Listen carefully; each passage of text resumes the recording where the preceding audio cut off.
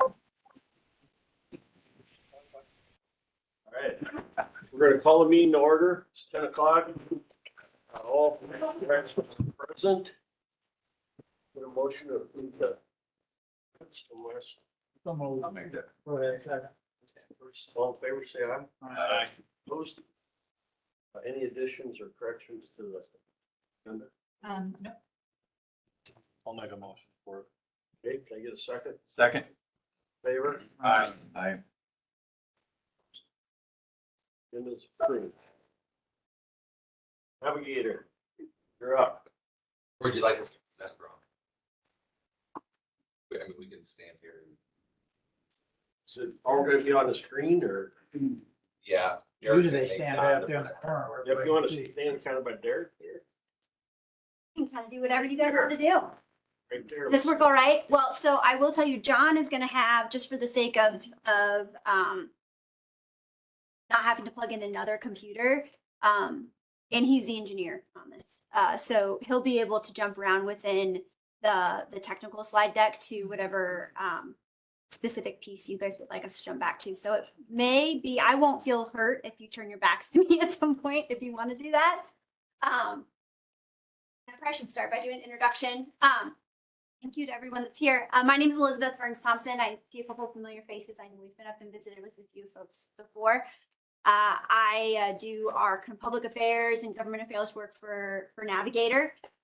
No stranger to Iowa. Actually grew up, my family farms on the eastern side of the state, so I'm a little bit out of my neck of the woods traditionally, but have spent a lot of time up in Northwest Iowa throughout some of my former lives as well. Actually started my career with the Iowa Farm Bureau, as well as the corn growers. So got to do a lot of fun like golf events and farmer town halls and things like that up here. So with that being said, I know that we have about 30 minutes that's been earmarked on the agenda, and I want to make sure that I'm cognizant of time. So we did not pull together something terribly formal because I think that the best use of this time would really be to do questions where you folks have questions specifically about the project.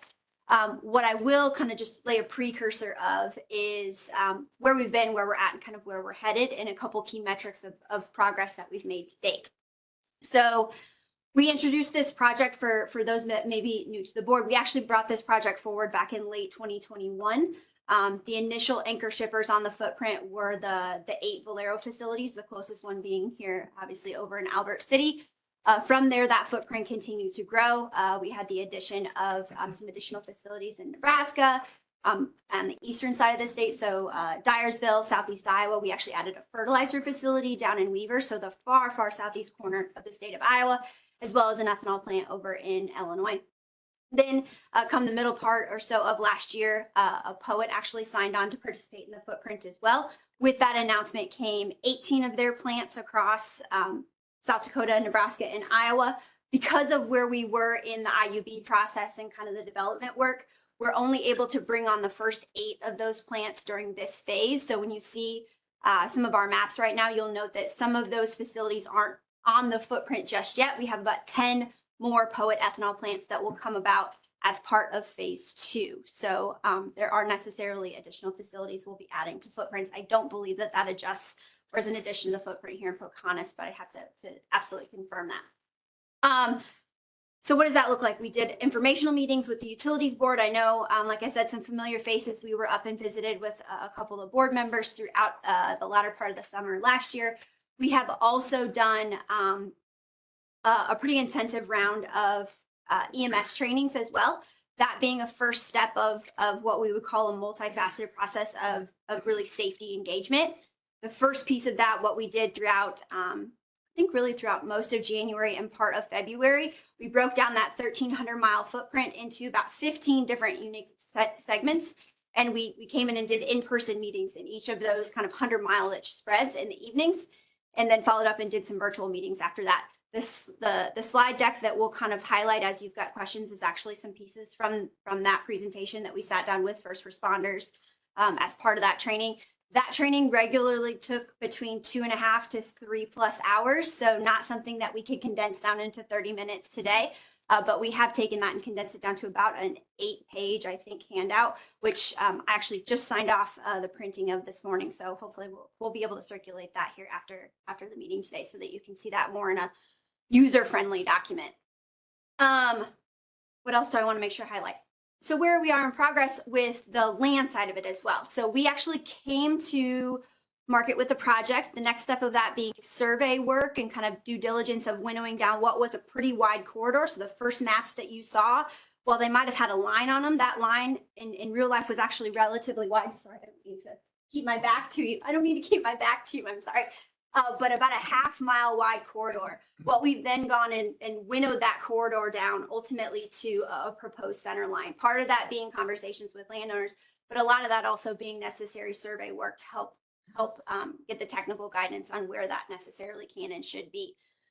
With that then is also negotiations with landowners. Footprint of the pipeline itself is a key part of that negotiation. It's not just dollars and cents, although that is critically important as well. But we come to those conversations with landowners with a much broader template about what we'd like to talk about. That's location, that's how we do the work, right? Restoration, how we fix tile, but also how we're going to compensate, right? From the easement as well as crop damages and in other types of damages. So we started that in October. As you can imagine, folks were a little bit busy in the fields that time of year and jumping into the holidays. So we did struggle a little bit sometimes to get in front of the right folks, especially those that might leave after we get the crop out. But we have continued to make great progress, I should say, especially coming out of the winter months prior to spring planting. To date, and I wrote it down as I was coming in here just because I wanted to talk numbers, we do have about 30 miles proposed here in Pocahontas County. What that represents is 167, give or take. Again, that's depending on how that footprint goes based on the negotiations. 167 unique tracks. And to date, we have issued $165,000 to landowners in the county. We are doing a little bit of a different model than what you may have heard about or been familiar with some of the other projects. What we are proposing is an option up front. So we're paying out a portion of that easement value upon signing of the agreement. And then the remaining 70–80% is paid out once we execute that option. So that being prior to construction, but once we've got those permits. I think that's pretty high level of kind of what we've done and where we're at. We are continuing to work through the permitting process with the utilities board, not only here in Iowa, but also the requisite utility or overseeing entities in each of the states. We've also got injection permits. So one of the end destinations, I should say, on the footprint there being in central Illinois, we've got our they call them class 6 injection well permits. Those go through the United States EPA. We do have those pending before the EPA right now, which is, I hate to digress and jump around a little bit, but one of the other unique things I would say about our project that may be different than some of the other projects you've heard about is what I just said about destinations, right? That's a plural.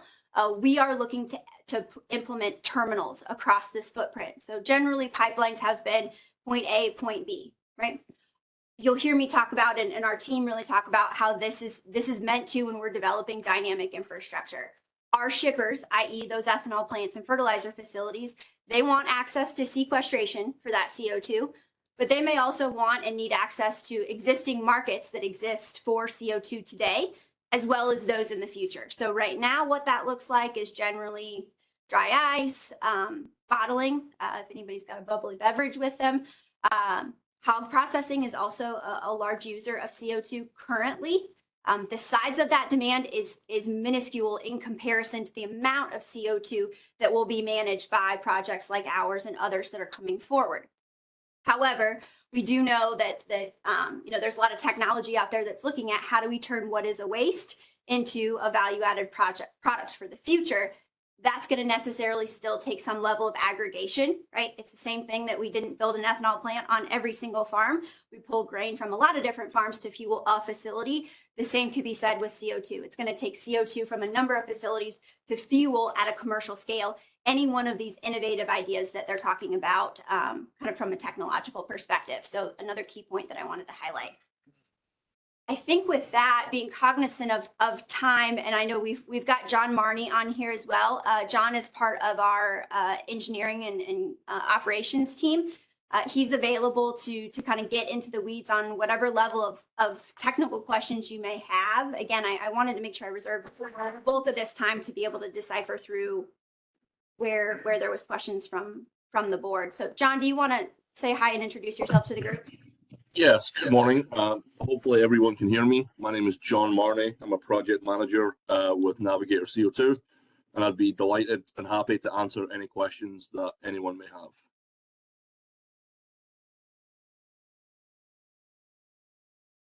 What do you want the question now? We will, this is your meeting, not mine. I'll give some questions.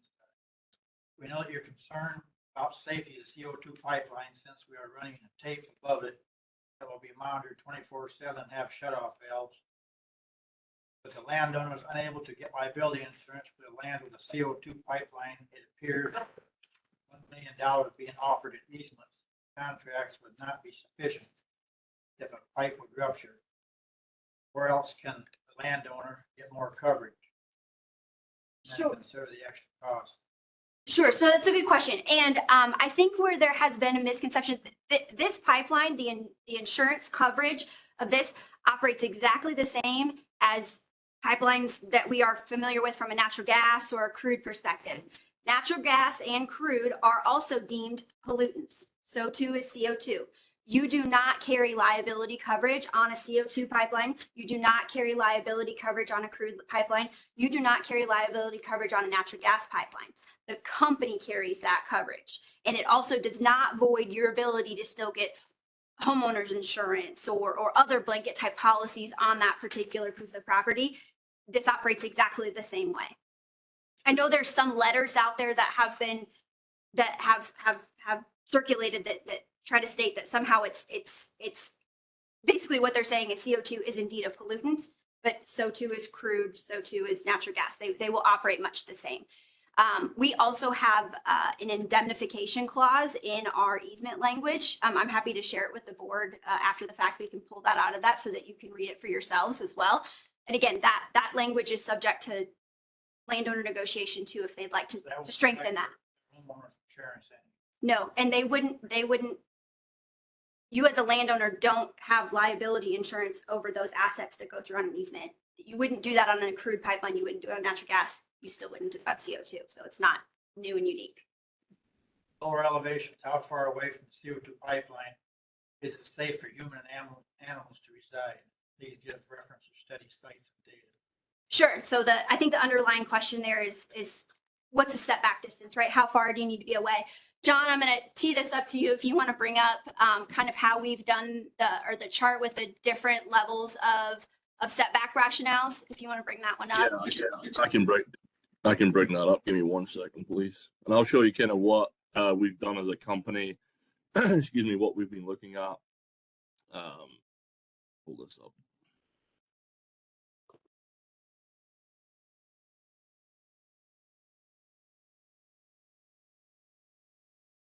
Okay, please let me know if y'all can see the screen here. Yes. Can y'all confirm you can see the screen, please? We can. John, can you put that in presentation mode just to make it a little bit bigger? Yes, ma'am. Perfect. Yeah. So good question. So we've conducted multiple what we call plume modeling studies to kind of ascertain and understand what the CO2 is going to do at various locations and at various levels. And we've developed, as Elizabeth was alluding to there, we've developed setback buffers, which we determined at the onset of the routing of the pipeline. So for the various diameters that we have and that we propose to install, that's 6-inch through 20-inch. Each of those has a predetermined kind of distance that we looked at for two kind of levels of CO2 level. So we've got two indeterminate buffers that we use, and basically the larger the diameter, the bigger the setback. And so for some of the areas that we're looking at, when you get in some of the smaller diameters, you're looking at kind of close to 400, 500, 600 feet, all the way up to kind of 20-inch, and you start getting into 1,200 and 1,500 feet. So we've looked at various studies performed by various agencies, looked at the toxicity levels that could impact humans, could impact animals, various white papers, various studies that have been performed, not just within our industry, but other industries as it relates to kind of CO2 exposure, and used kind of two independent models to develop what we think are safe buffers. We are going over and above that at the moment. We are looking at enhanced modeling efforts to look at various cases or case studies to see if there's something that we're overlooking. But all points or all indicators are that we have something that is consistent with what the industry is using.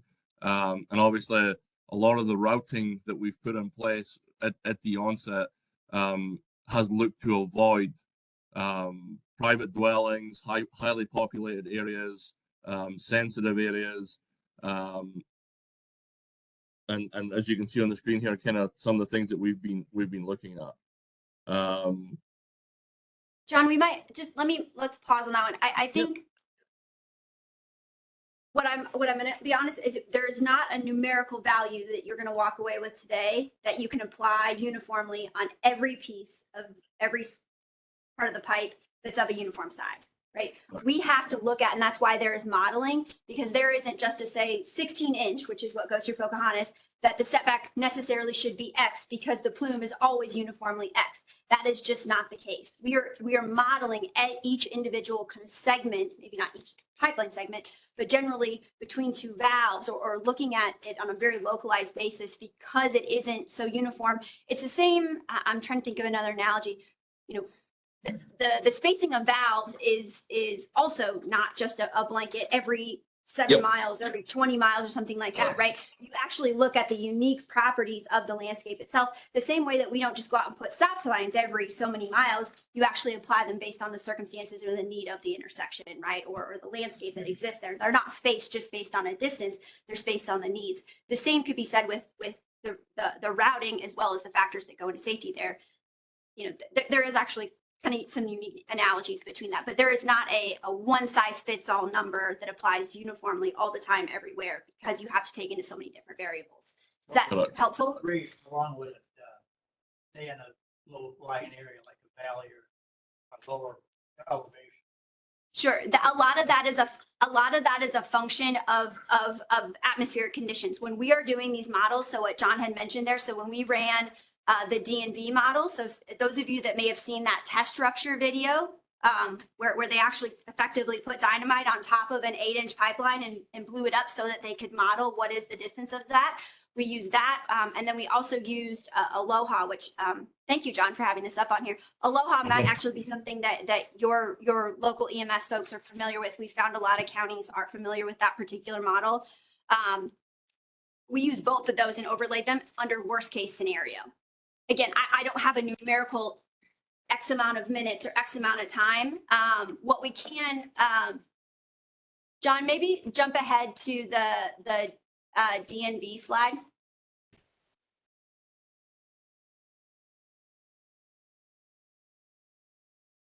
This one?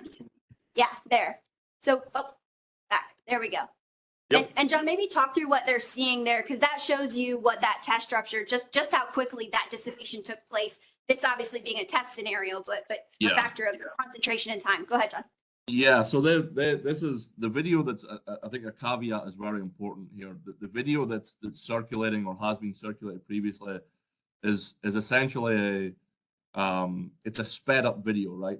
They've enhanced the speed at what you're seeing, the reaction, just to understand kind of what the rupture is doing here. But essentially kind of over a 120-second period in this particular environment, there's the conditions. This was at Spadum. This was a test that DNV have done. Obviously, DNV are seen to be kind of some of the leaders in this field. We're working very closely with DNV. They're working. We've been working with them for a number of months. We're looking at how to apply all their concepts that they've been using for CO2 pipelines and applying them to our pipeline system. But essentially, it's as Elizabeth talked about, it's the dispersion of that plume is a function of various conditions. It's topography, it's the weather, it's prevailing wind. So yeah, no one area along the pipeline would be the same, if that makes sense. And just to put it in context, so we take The time, which is the bottom part of that chart there, you know, you're looking at 4, which is the concentration on the vertical line there. That's what 4%, which is what 4 million parts per million. John, correct me if I'm wrong here. Yeah. Which is that ideal age, right? Immediately dangerous to life and health. You are well below that ideal age level, based on, again, this test scenario in less than 5 minutes. Yeah, significantly less than 5 minutes. And again, this is an example that provides a model. This does not say that this is how things always are. What that allows us to do is say, well, if the concentrations are this, the pressure is this, the distance is this, the quantity of CO2 is this, we know that we can expect this amount of CO2 dissipates this far in this amount of time. What our engineers like John can then go in and do is we over-engineer, right? So that you can further reduce the size of those plumes, further reduce the amount of product that could potentially be released. And that's again, to your point, why that's such a difficult one-size-fits-all answer to provide, because we can over-engineer, and we do over-engineer to make sure that we further limit that. Yeah, and just to kind of what Elizabeth's talking about the chart there, basically it's percent volume on the left-hand axis there, and basically that's percentage. So 2% would be 2% by volume would be 20,000 parts per million, and then basically that goes all the way up to there 140,000 parts per million. Again, so we've been looking at various buffers, various values as it relates to toxicity, and then that's how we kind of develop our buffers at the onset for what we believe would be harmful to life. Again, we're trying to go over and above that. We're looking at other methods that may be available that we could utilize, but essentially we've been using 2 independent models, which is Aloha and FAST, which are seen to be the kind of leaders in the field to support the development of our engineering efforts. I must have missed it. My question was, how long will it stay in a valley or a lying area if there's no breeze? It just depends entirely about what's going on with the conditions there. I mean, if you've got it will dissipate. Obviously, you can see there over 500 seconds that the levels will start to drop. It would entirely depend on what's going on that time of day, the volume, the velocity that's coming out of the pipe. There's a myriad of different factors that would come into letting you know to understanding how long it would stay in that particular area. But if it's heavier in air, then it could stay there quite a while then if there's no breeze, correct? Possibly. I mean, it will naturally dissipate, but there's always going to be some form of air movement. Pipeline gets shut down. There'll be various factors that come into play if there was to be a rupture to really understand kind of what's going on there. And again, I think Navigator's looking at all the available kind of technologies to understand exactly can we make our best effort to understand what may happen at critical areas or key areas along the pipeline to understand the kind of impact to the general area. And I think your question is not necessarily how long does the CO2 sit there. We worry about the CO2 not because it's there, how much is there, right? That's that correct. Concentration, Yes, which is why that side of that chart is so important. We don't just measure time, we measure the amount, right? And so that's a key function of how long is it at a level of toxicity or potential impact. And that's why these models are looking at both of those, time and concentration. That's correct. Breeze, we're gonna move it out of there because it's heavier in air, correct? Right, but as John was mentioning, there is a natural dissipation factor to CO2. It wants to be a gas. It wants to dissipate in the atmosphere. So that happens more quickly in certain atmospheric conditions and less quickly in others, but it does dissipate. It's a matter of what we're looking at is that part of making sure of it dissipating to a level of safe conditions in a certain amount of time. That's correct. Okay, my last question, then I'll shut up. Where's this pipe made at, and have you got a site reference where they test them? John, So- do you have that? Go ahead. I think the question of, sorry, I'm having a little bit of a hard time hearing, but I think the question was, is it our pipe that you're talking about, or are you talking about the pipe in this particular example? Pipe that you're gonna use in this project. Where's So, the manufacturer at? yep. Where's the reference So test? Navigator has the, so I'll take the question in two parts. So Navigator has went out into the industry.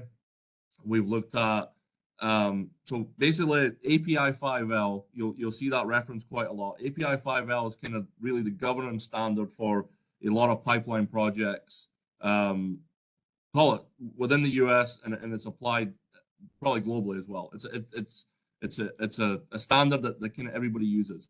We've taken that API 5L standard and we've built upon that, right? So understanding what key metallurgical requirements are needed to support the safe transportation of CO2.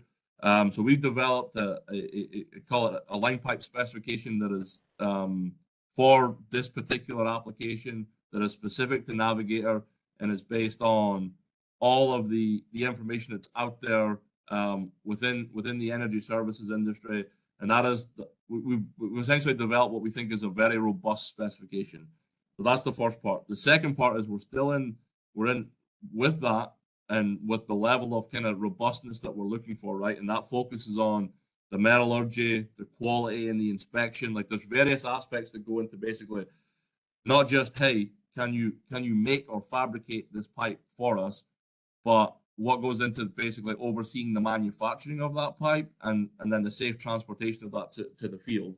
So we're in the process of vetting, we'll call it a select number of mills within the US that can make this line pipe spec. And so there's many mills that have fallen out of the running because they cannot adhere to basically the high standards that we're asking for. There's a lot of innovation in our specification. There's a lot of requirements on inspection, oversight, quality that a lot of mills cannot meet. And so we are focused on mills that can produce, we'll call it the best quality or the highest quality line pipe. And the aim is to kind of source that here in the US. I'm not sure if that answers your question, sir. Did that? So basically, we're an experiment. I would say absolutely not, that's not the case. No, we're as with anything, when you're buying project materials at this size and scale, much like you have specifications that you put into bids when you do things for the county, so too when we're going and buying large quantities of product for a project, we have specifications, as John was saying here, about the quality that goes into that pipe spec. And so that's why there's only a handful of mills in the world, as well as in this country, that can do that quality of work and at this level of quantity. And if I could, Elizabeth, just add to that a little bit, I would definitely say that this is not an experiment. Basically, what we've taken is there's a lot of CO2 pipelines that are currently in service within the US. I think it's around 5,500 miles. I may be mistaken on that number, Elizabeth, but there's quite a few CO2 pipelines within the US that are currently operating and have been for a number of years. As with any industry, including the energy services, we continue to develop, enhance, and so the specifications that Elizabeth is talking about and that I referenced, they grow and they develop with the kind of demand and change in the industry. So I think what's happened is as technology gets better, as the information that we have at our disposal gets better, it offers the best possible chance to promote, we'll call it safety and quality. So I would very much say that I think Navigator is leading the front in a lot of the work that we've done in talking about plume modeling, specification development, and then obviously the implementation and the execution of those elements. So this pipe is all tested at the manufacturer before it's shipped?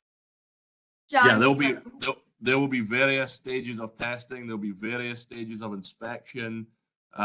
Basically, again, API 5L, it sets the kind of minimum standard.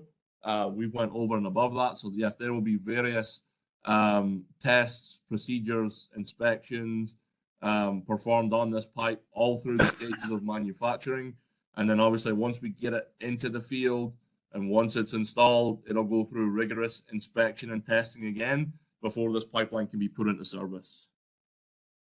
one example of those being, so it's one thing about how the pipe itself is made, the welds obviously being incredibly important. We x-rayed all of those welds.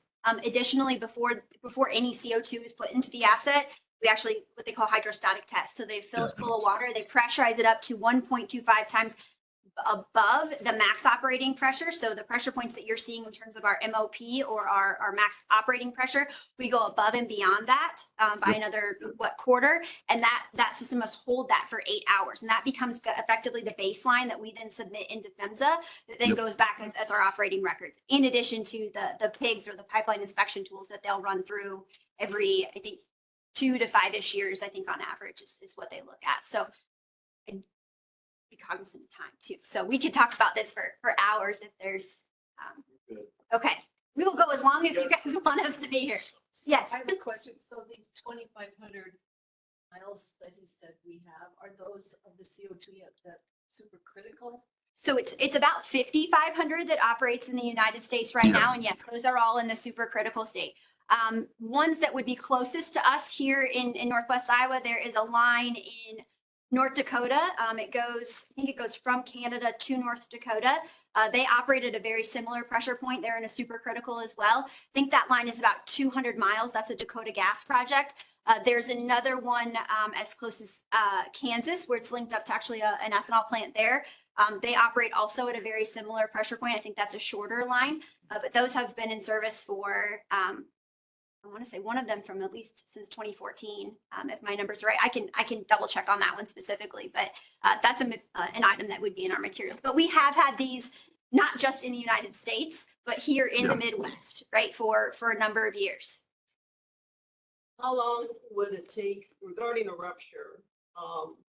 So what diameter of pipeline would go through farmland? In Pocahontas County, I believe that the proposal, and John, correct me if I'm wrong, but everything in Pocahontas County, I believe, is a 16-inch pipeline at this point in time. 16-inch pipeline. Mhm. Then you have valves 20 miles apart and the pipeline ruptures in between that. How long would it take for all that to empty out of the pipe? And how far? Sure. So I'm gonna answer a part of what you asked at first, and then I'm gonna let John pick up on the rest of it. So one, I'm gonna caveat that she mentioned 20 miles. What PHMSA did very recently is, and PHMSA that's our federal regulator. So they're the Pipeline and Hazardous Materials Safety Administration. They are all things pipeline, and frankly, how we transport hazardous materials. See the DOT placards on this hazmat, the sides of trucks. All of that falls within DOT realm. I give you that background because those spacing of valves is actually a new rule that came out from PHMSA. So when we talk about as PHMSA updates their rules, that you then go back and apply those even onto existing assets. There's no such thing as grandfathering, but they did come about and they said the maximum that you can space valves is 20 miles. There are other conditions where that maximum actually goes down to 7.5 miles, based on a number of different. How long would it be? I'm going to get to your answer. I promise I'm going to get there. I want to provide this background because you brought up valves. I will tell you, I can't think of anywhere on our footprint where we actually have spaced them 20 miles apart, that we are at that maximum distance.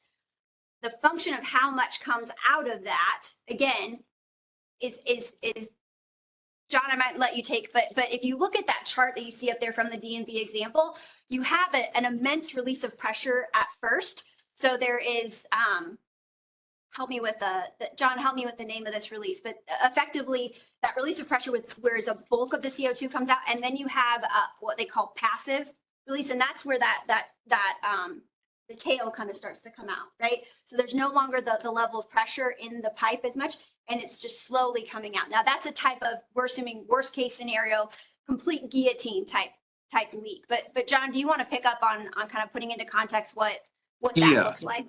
Absolutely. So I'd like to kind of take a step back a little bit too. And I know we haven't really presented the whole presentation because there's been various discussions previously, but I want to take it back to the kind of the high level on the kind of how this pipeline is going to operate. So before we get to kind of how much CO2 is going to be released, right? So as Elizabeth talked about, the valve spacing will be anywhere between 7.5 miles and 20 miles. In some places we'll have even closer spacing than that. So kind of that takes care of that first question. The second part of this is, again, before we get to the release of CO2 or discussing about releases, we're required to have leak detection that operates on this system. So there will be multiple leak detection kind of systems, technologies deployed on this system. So we will have a operations center continually monitoring basically 24/7, 365, this pipeline. And so we'll have technology deployed on the system that will detect, we'll have the ability to quickly and accurately detect the leak and its location. So that takes care of that point. And then at that point, we get into the ability to close valves, distance between valves, etc. In terms of, it's not really just a direct correlation of how much CO2 comes in or comes out of the pipeline, should I say? It's a function of velocity, like how much CO2 is coming out of that pipeline. That's the number one driver on kind of the volume of CO2 that is dispersed and released. So it's a little bit difficult to kind of give you a defined number, but again, it depends on the size of the leak, the location of the leak, the volume in between those valves. There's quite a few, we'll call it scenarios that would need to be looked at to understand kind of what that is. That's not to say that we haven't done it. We've looked at it. We've been doing various studies to look at that, but it's very hard to pinpoint and say it's X volume of CO2 that's going to be released at this location at this time, because every area kind of along the pipeline is a little bit different. And So another, I can. one more tell thing you- I'd like to clarify too, because I think we think of valves as what you might see if you Google it on the internet, right? The Yep. big valve that you see the turn, right? And so let's assume that these three tables are segments of pipe, and this is a valve spacing. So the end down here with Supervisor Smith, and then we've got Supervisor. Am I saying that right? I'm sorry. All right, so we're a segment of pipe here, and we've got one mainline valve, right, which is what we all think of, and we've got another mainline valve down there, and a 16-inch segment of pipe. What also that doesn't come up in conversation is there's a number of valves that are incorporated or checks throughout the system that are more than just valves. So think of this segment of pipe, and then we've got what we call a EFRD. Am I saying that right, John? Yes, correct. Yes, ma'am. Think of that almost as just like a check valve, right? A dummy valve, that if something loses pressure, that valve falls.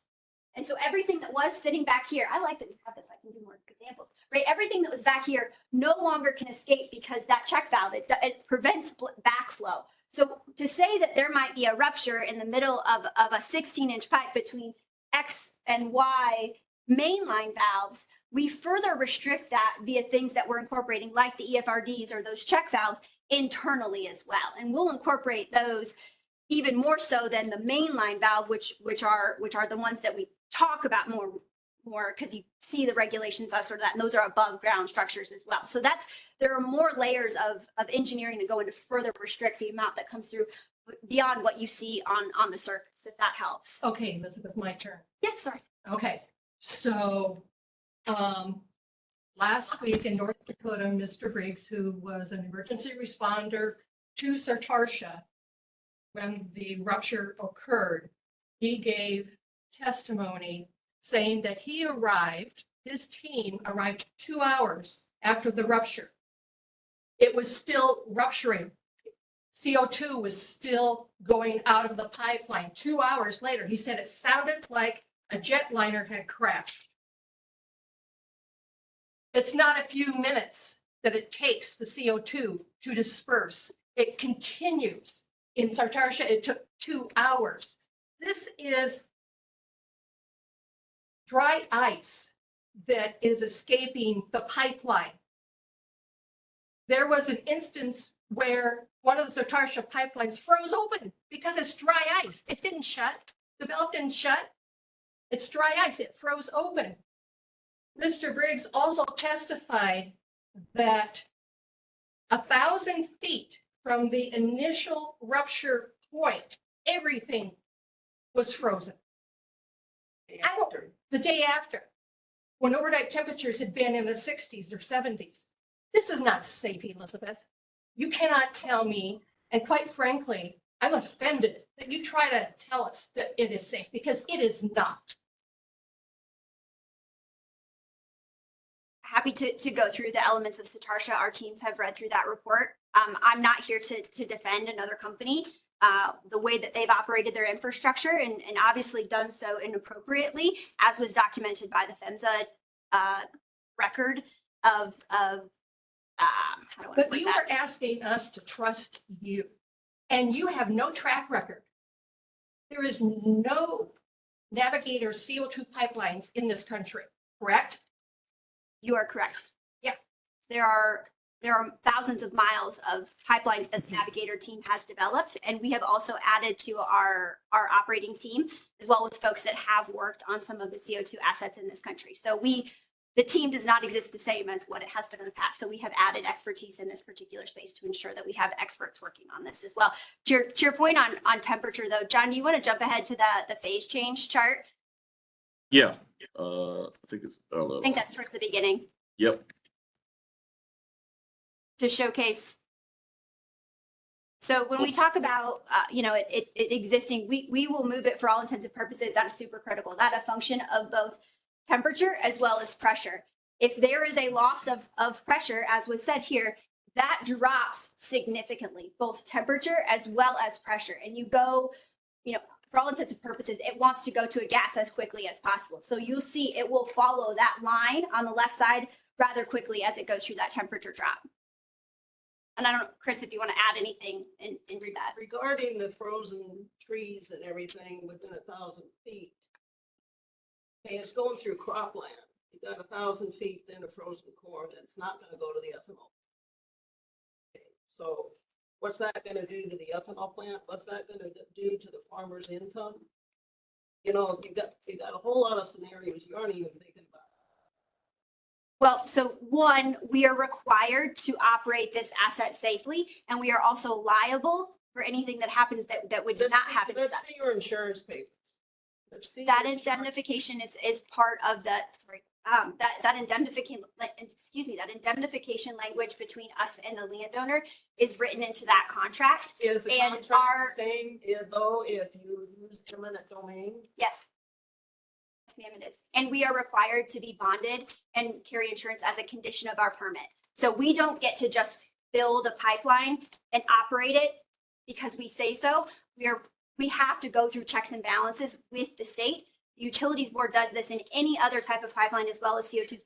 They want operators to ensure that they have the credentials to be able to do what they say they're going to do before you are given a certificate to be able to build and or operate. And that exists whether it's us operating that, if somewhere down there somebody else would operate a piece of infrastructure, you have to show that you have the ability and the financial surety to back up what you are getting yourself into effectively. The thing is, Denbury did that with Sartarsha. And then after the rupture, Denbury filed for bankruptcy. What's to prevent Navigator from filing for bankruptcy and leaving everybody out? My understanding is they are still on the hook for those fines. So I can't Yeah, speak to that's the one details thing. of that, but we are bonded to ensure that you have those financial resources sitting in a separate account and not just. I'm just saying Navigator's credibility is zero. Well, I'm sorry to hear Can I just ask? Yeah. I got a question here about setbacks from a town, schools. Like, I didn't realize Albert City isn't that close to Albert City? Are you Yeah. aware of that? that. It will have to be because we have to get to the plant. Oh. So we do need to necessarily route into the ethanol plant there. Well, what is the setbacks from a city like Palmer or Mayor City? So we can, and John, I don't know if you want to bring up a KMZ, we can do that measurement of where we've got it proposed. I know Palmer was one of those that we wanted to talk about. 1,250 feet, right? Yeah, I can show you Elizabeth on a KMZ here. Watch Yeah, it but go. Yeah, we can jump around on this map and we can show you where we've got, where it's routed currently. We don't have back to the very first question of what is the number? The factor of safety for a pipeline is more than just how far away you are from it, right? And my analogy here is similar to what is the safe speed to drive your car? There's no one size fits all number there, right? Because it changes based on a lot of different factors. And twofold, speed limit is only one thing, right, that makes that vehicle safe. There's a number of different things you need to actually do and add to that vehicle to make it safe. And so that's what we're talking about here. But yeah, John can zoom in and give you, Yeah. and we can measure on here. Go ahead, John. Yep. So high level, kind of this is the area here. Pocahontas up here, Palmer down here. This is the sectional line that Elizabeth and myself have been talking about kind of over the last 30 minutes or so. But as it stands to date, kind of from the edge of the area, this corner here, we're about 3,000 feet from the edge of Palmer. No, it's not. It's 1,200 feet to the city limits. I don't care what your Okay. numbers, but I measured it. So we can, if we can zoom in a little bit further, is there a segment on there that He's you'd like, going at an angle. He's not going straight. would you like us to follow? What is that, that Yeah. road coming south out of Palmer? We can certainly measure that. Yep. Yeah. Go out About there and 27. Not sure where the edge of the city limits are, but I mean from this point here, it's about 1,200 feet here, and anywhere up to 2,700 feet here. It's the edge down line. further. Is it that He's got, building site? yeah, he's got it, but it's kind of the city limit. City limit. 1,200, and he just said it's 1,200 some odd feet to the city limit. Yeah, I said it's 1,200 to this area here, 500. 2,700 feet to there. Okay. You were right. So what we tried to do is incorporate ETJs, fancy word for kind of expansion zones, when we were proactively going and doing that routing, so that you kept effectively kind of a donut around a community, because we didn't always know, right, where each town was going to go. So we tried to keep somewhat uniformly around a community, knowing that routing is complex, right? In many cases, you're trying to follow existing infrastructure. You're trying to maximize setbacks from a lot of different things. So there's sometimes we'd have to split the difference because there wasn't a way to get through anywhere else. And so you maximize what you can be from other places. So we can certainly have some more constructive conversations if there's places on there where you think is that I'm not supposed to be the one asking the questions. I apologize, but is the town growing south per se, or is there direction specifically? He's trying to hold their own. But, Yeah, understandable. But, you know, from the scenario I hear, if you've got a pipeline, the residents of Palmer left about. With winds from the south. Yeah. Most likely. Which is prevailing wind. Only reason you went that close to Palmer, they didn't want to go, they're dodging around the end of that dredge ditch. They didn't want to go out of the dredge, or they went further south. There is natural resource considerations that we necessarily are trying to avoid. You as just well. didn't want to have to go under the dredge, so you went around the end of it. I Trust me, can't. I know what I'm I talking. can't. I never would that. I I don't know every how we did the routing Well, I every know- segment I of know it, why but it's there. we have gone in and done very detailed micro routing. Oh, What are the red X's on that map? I believe he was- those might be, John, are those valve Yes, ma'am. Those are. valve spacings? This is the upstream valve here, and this is the downstream valve here. So this is the two valves that we would be protecting. Mainline valves again. Yep, those are mainline valves. That's correct. Yes, ma'am. So I think I saw. okay, we got I saw. another 15 minutes.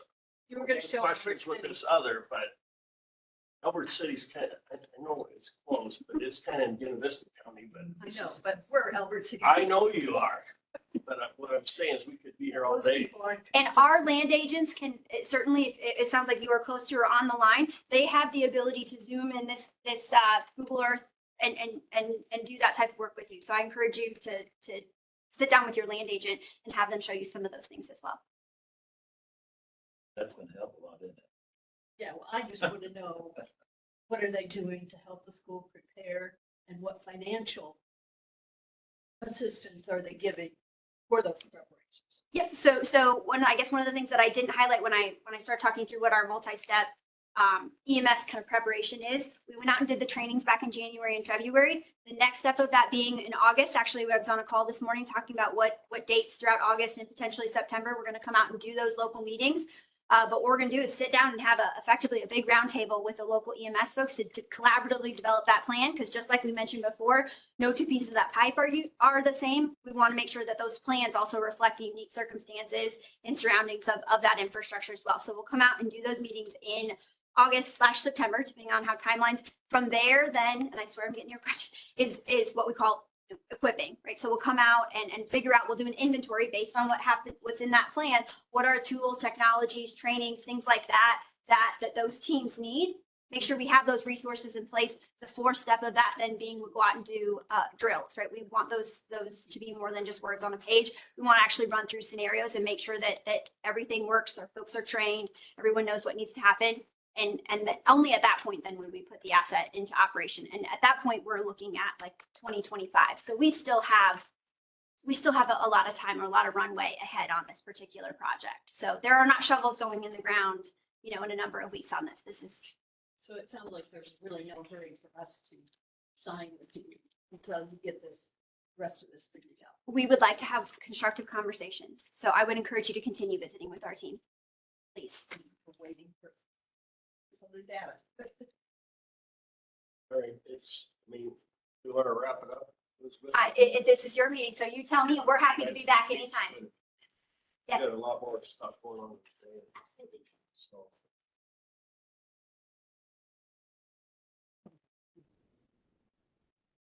Mark, you have the All right, Mark, you're up.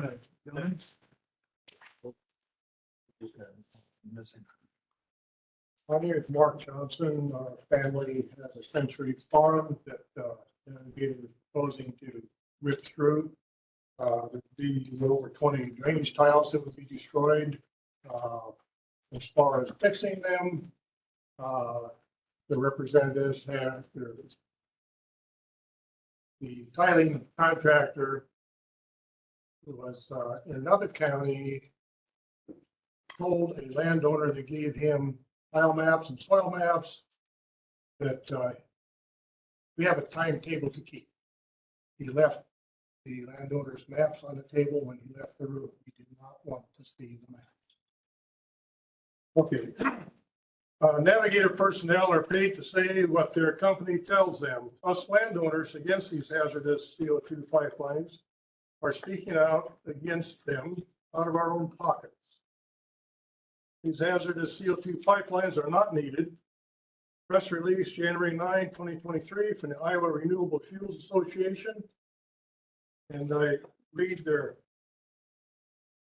caption, 2022, another record year for Iowa ethanol production. So that doesn't sound like the ethanol plants are going to dry up and blow away if these pipelines aren't built. From the Poet Biorefining at Emmitsburg, Iowa website, our CO2 is part of the natural growing cycle of corn, which means the CO2 that we produce is reabsorbed by the next year's corn crop, resulting in no new CO2 being added to the atmosphere. So what's the problem? The problem is greed. Pipelines would not have even been thought of if it wasn't for the Q45 tax provision. And before we knew that we needed to record everything that pipeline personnel said at a meeting, Julie, you want to tell what, when you asked a question at that one meeting, whether it was environmental or money, what the representative from Navigator said?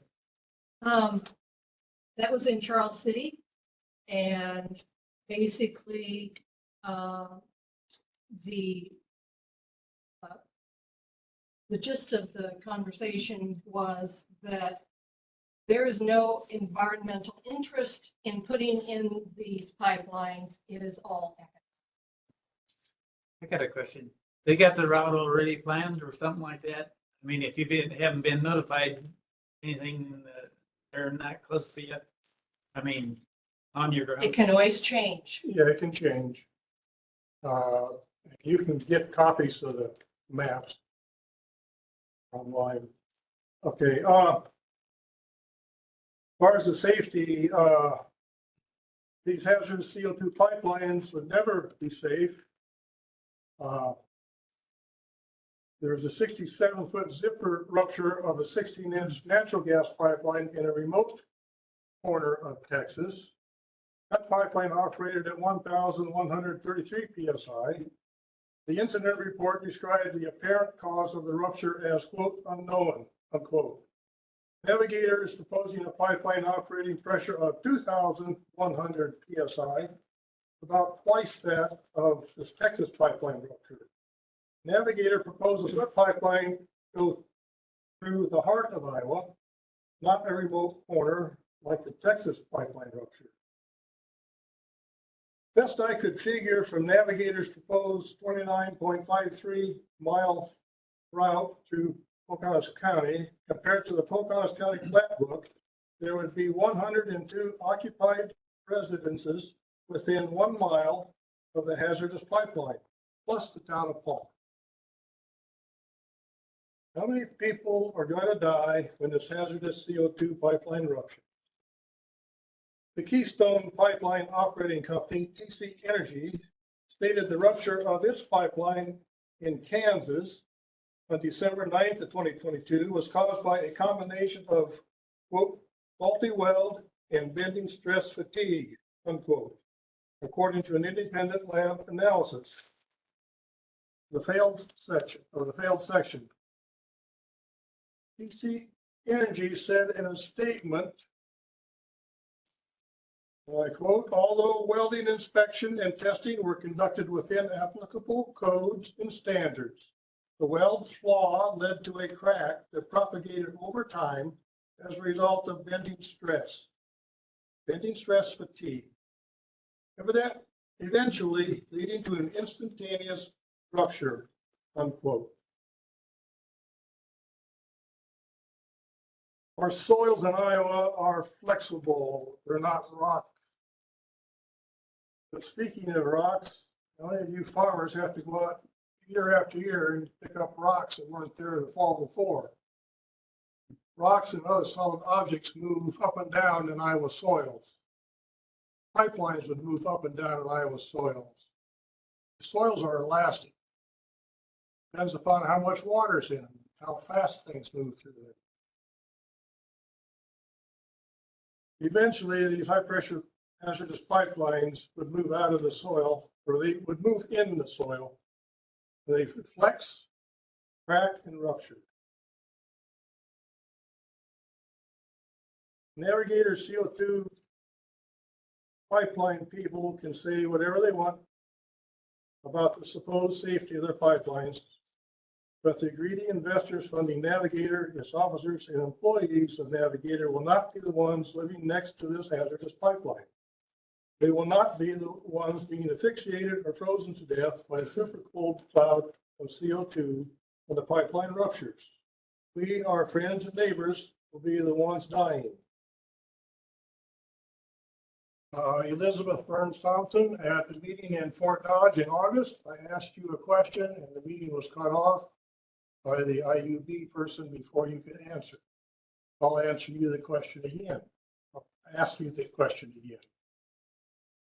When someone dies from a rupture of the hazardous CO2 pipeline that Navigator wants to put in, are you willing to put up the lives of your children, life, for every life that is lost because of the rupture? Are you willing to sacrifice the life of one of your children or family members? If you are, then okay, maybe this pipeline can go in. If you are not willing to put the lives of your family in the place of our lives, then how can you even sleep at night? How can you even ask us to consider having this go through? If this pipeline project was such a great deal, the farmers would be standing in line and fighting each other to sign up. They would be begging you guys to come across their land. And I have not seen that happen.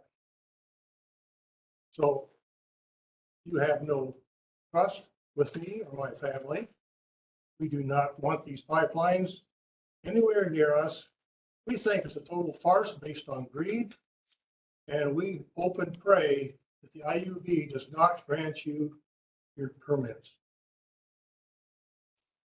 Very good.